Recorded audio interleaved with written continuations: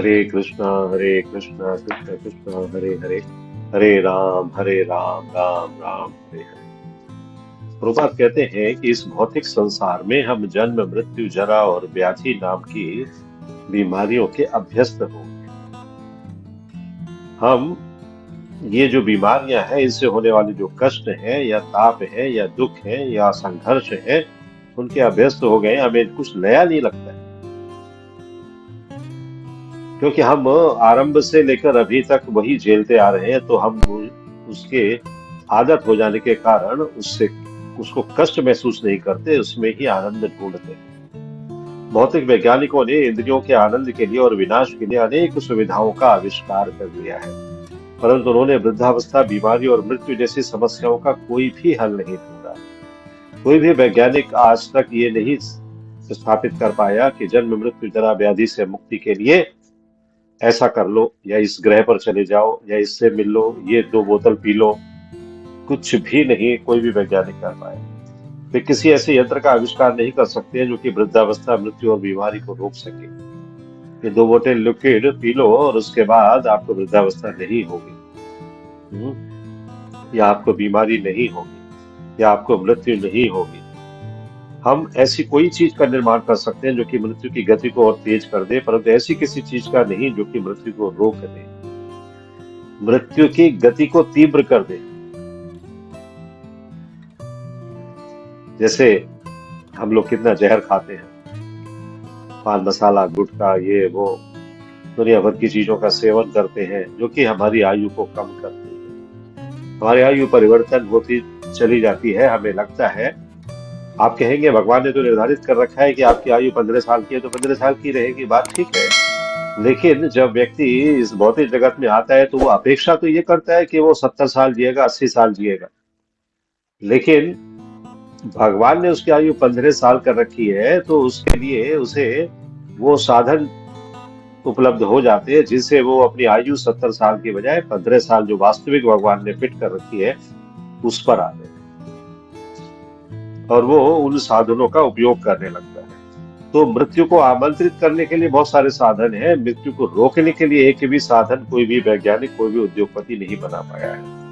किंतु जो बुद्धिमान है, वे सांसारिक जीवन के 4 प्रकार के दुखों से मतलब नहीं रखते हैं, बल्कि आध्यात्मिक लोकों में उन्नति करने से मतलब रखते हैं। वे बुद्धिमान लोग कौन हैं? जो इस्कॉन के फॉलोअर्स हैं, जो सदैव समाधि नित्य युक्त योगिना में रहते हैं।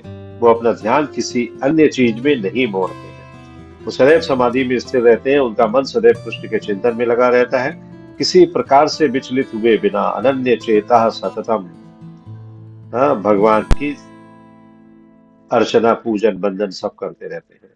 सततम से तात्पर्य किसी भी जगह, किसी भी समय से है। Any time, anywhere, wherever you are, you can do. अभी जैसे प्रशांत प्रभु जी है, आप लोगों के साथ यहाँ पर नहीं है, कहीं और चले गए हैं, बट आई होप कि वो अपनी सोलह माला कर रहे हैं, अपना जो नित्य प्रति का कार्यक्रम है वो पूरा कर रहे हैं। तो भक्त के लिए स्थान कोई मायने नहीं रखता है, समय भी कोई मायने नहीं रखता है। तो मैं भारत में वृंदावन में रहता था और अब मैं अमेरिका में हूँ, परंतु इसका अर्थ ये नहीं है कि मैं वृंदावन के बाहर हूँ। क्योंकि यदि मैं सदैव कृष्ण के विषय में सोचूं तो मैं भौतिक उपाधियों से जुड़े होने के बावजूद भी वृंदावन में हूं। भौतिक उपाधियों से जुड़े होने का मतलब कि वो इस समय बहुत सारी सेवाएं इस तरीके की कर रहे हैं जो भौतिक जगत की हैं, श्रील प्रभुपाद अपने विषय में लिख रहे हैं, लेकिन वो कृष्ण से या कृष्ण के साथ उनके संबंध से कभी उसमें अंतर नहीं आया है। कृष्ण भावना का अर्थ यह है कि मनुष्य सदैव भगवान श्री कृष्ण के साथ वैकुंठ में, गोलोक वृंदावन में रहता है, और वो इस भौतिक शरीर को छोड़ने मात्र की प्रतीक्षा करता रहता है कि कब ये शरीर छूटे और मैं पहुंचूं गोलोक धाम। स्मृति नित्यशा का अर्थ है कि नित्य निरंतर याद करना, और जो कृष्ण का लगातार स्मरण करता है उसके लिए कृष्ण सरलता से खरीदे जा सकते हैं। ही कैन बी बॉट, तस्याहम सुलभ, उसके लिए मैं सुलभ हूँ, भगवान खुद कहते हैं। जो मेरा भक्त है उसके लिए मैं सुलभ हूँ, उसके लिए मैं नखरे नहीं करता कि मैं नहीं मिलूंगा।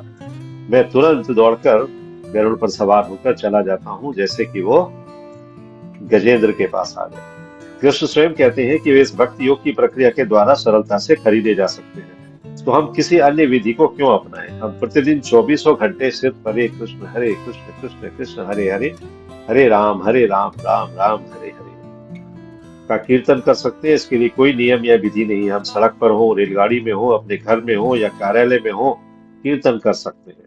इसमें कोई कर नहीं लगता या कोई खर्च नहीं होता, तो हम इसे क्यों ना अपनाएं? तो श्रील प्रभुपाद हरे कृष्ण महामंत्र का गुणगान करते हुए यहाँ पर बता रहे हैं कि हमें इसको अपने जीवन में अपनाना चाहिए और 24 आवर्स अपनाना चाहिए। एक वृतांत बताता हूँ छोटा सा, मेरे साथ का ही, कि अब मैं एक बार ट्रेन में आ रहा था और ओवरनाइट जर्नी थी, मतलब दूसरे दिन सुबह को 10-11 बजे के बाद ही ट्रेन पहुंचने वाली थी। तो मैंने सुबह से ही अपना माला निकाली और करना शुरू कर दिया। तो और रात को भी जब सोया तो उससे पहले तक कर रहा था। तो सामने की सीट पर दो माता जी लोग बैठे हुए। तो माता जी का मतलब ये नहीं कि विस्कॉन वाली थी, मतलब दो महिलाएं बैठी हुई थी और वो महिलाएं एक दूसरे से बातचीत कर रही थी, लगातार बातचीत कर रही थी। रात को सोने के समय तक भी करती रही और सुबह उठने के बाद सीधा सीधा उनकी बातचीत ही शुरू हो गई, कुछ और नहीं। तो जब मुझे माला करते हुए उन्होंने देखा तो एक दूसरे से कह रही है, हम तो नहीं कर सकते ऐसे, हम तो बिना नहाए धोए भगवान की माला छू ही नहीं सकते। तो मैंने मन में सोचा, मैंने उनको कुछ छेड़ा नहीं, मैंने मन में सोचा भगवान ने ये कह रखा है कि बिना नहाए धोए ये गॉसिप करते रहो बैठ के, हाँ, भगवान ने ये नहीं कह रखा है कि तुम माला कर लो। तो जो अपने लिए सुलभ है वो व्यक्ति खुद चाह लेता है और कर लेता है, लेकिन जो भगवान के लिए सुलभ है वो नहीं करता। उसके लिए नियमों में बांध के रख देता है, नहीं ये भगवत गीता ऐसे पढ़नी नहीं चाहिए, लाल कपड़े में बांध के रख दो। क्या है ये सिर्फ बहानेबाजी है। इसी तरह से माला ना करना, अरे हम कैसे कर लें, अभी तो हमने स्नान नहीं किया है, हाँ अभी हम साथ कैसे कर लें, हमने तो ये नहीं किया, हमने तो वो नहीं किया, ऐसा नहीं किया, वैसा नहीं किया। 50 तरीके के बहाने लोग ढूंढते रहते हैं। कृष्ण क्या कहते हैं, कर्मण्येवाधिकारस्ते मां फलेषु कदाचन मां कर्म फल हेतुर्भूमा ते संगो अस्तु कर्मणि। तो कृष्ण यहाँ पर बता रहे हैं कि हमें अपना कर्तव्य करने का अधिकार है, हम अपना कर्तव्य करें। अगर हम अपना कर्तव्य नहीं कर रहे हैं, इसका मतलब है कि हम अपराध कर रहे हैं, हम क्राइम कर रहे हैं कुछ ना कुछ, और हम उसको बहाना दे रहे हैं कुछ और। हमने स्नान नहीं किया है, हमने ये नहीं किया है, हमने वो नहीं किया है। तो हालांकि ये श्लोक आगे कर्म फलों की ओर लेकर जाता है कि कर्म फल पर अधिकार नहीं है, कर्मों पर अधिकार है। लेकिन कर्म करने के लिए तो भगवान कह ही रहे हैं ना, माला जपना हमारा कर्म है, हमें करना चाहिए। भगवान का चिंतन श्रवणम करना हमें करना चाहिए। तो भगवान कहते हैं कि कभी भी स्वयं को अपने कर्मों का कारण मत मानो, तो कि मैं कर रहा हूं, आई एम द डूअर, नहीं, मैं नहीं हूं। जो कुछ है भगवान ही है। ये कर्म जो है, जब आप भगवान को समर्पित करोगे तो आपको ये नहीं लगेगा कि मैं कर रहा हूं और अपने लिए कर रहा हूं। मैं किसी भी कार्य को करने में लग सकता हूँ, चाहे वो कैसा भी कार्य हो। मैं कोई व्यवसाय कर सकता हूँ, मैं कोई व्यापार कर सकता हूँ, परंतु जो लाभ आ रहा है, अगर वो हमने भगवान को समर्पित कर दिया, उसे अपना लाभ नहीं माना, तो हमारा वो व्यवसाय और कारोबार शुद्ध है, सात्विक है। हमें ये सोचना चाहिए कि लाभ मेरी वजह से नहीं आ रहा है, ये लाभ भगवान की कृपा की वजह से आ रहा है। क्योंकि बहुत से ऐसे इसी कार्य के व्यापारी दूसरे हैं जिनको की हानि हो रही है, लेकिन मुझे लाभ हो रहा है। इसका मतलब है भगवान की कृपा हो रही है, उस पर कृपा नहीं है। वो सेम व्यवसाय वो भी कर रहा है, लेकिन उसको हानि हो रही है।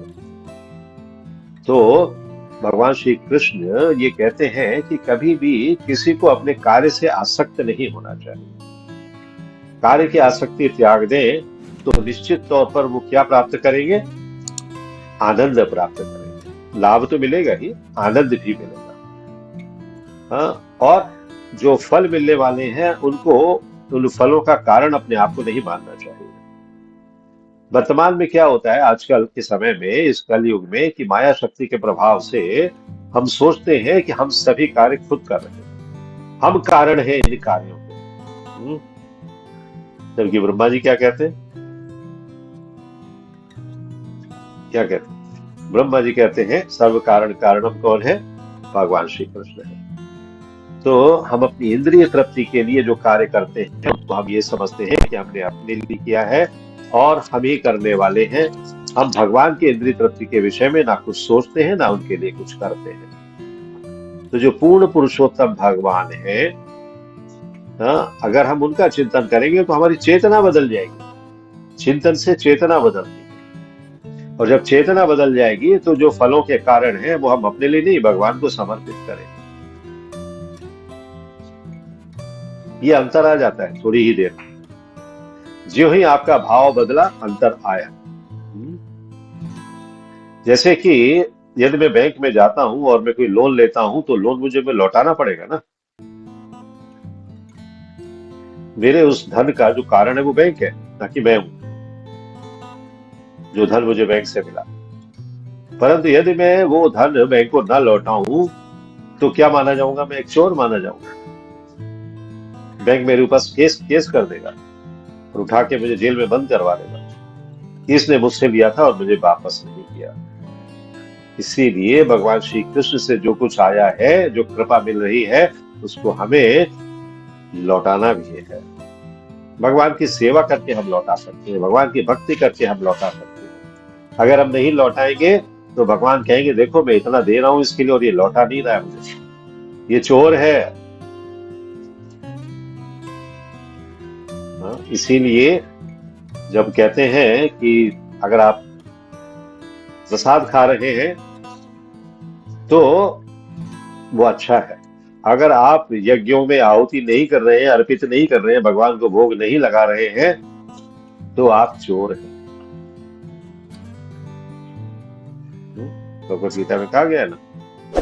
तो इसलिए हमें ये समझना चाहिए कि भगवान को जो यहाँ 16 शब्दों के महामंत्र का जिक्र किया श्रील प्रभुपाद ने, वही एक काफी है। किसी भी स्थिति में आप करते रहो, भगवान की ओर से हमें जो ऋण दिए गए हैं उनको चुकाते रहो। भगवान ने ये जीवन देकर भी एक ऋण दिया है, एक लोन दिया है। इस लोन को चुकाना है। अगर हम इस लोन को चुकाने का प्रयास नहीं करेंगे तो क्या होगा? हम और अधिक लोन से और अधिक ऋण से दब जाएंगे और फिर हमारा निकलना मुश्किल हो जाएगा। वही जन्म मृत्यु जरा व्याधि के चक्र में हम घूमते रहेंगे कि अभी रिपेमेंट कर देते हैं, अभी रिपेमेंट कर देते हैं, और कई कई जन्म निकल जाएंगे और हम रिपेमेंट नहीं कर पाएंगे। तो ये जीवन मिला है हमें उस लोन को चुकाने का, रिपेमेंट करने का। तो हमें रिपेमेंट करने के लिए हमेशा सततम कीर्तयन्तो माम, सतत भगवान का कीर्तन करते रहना चाहिए। हरे कृष्ण कृष्ण कृष्ण हरे हरे, हरे राम राम राम हरे हरे, हरे Krishna. If you like this video, press the like button and share it with your family and friends. If you want to watch more such videos, please subscribe to our channel, and for getting updates, press the bell icon.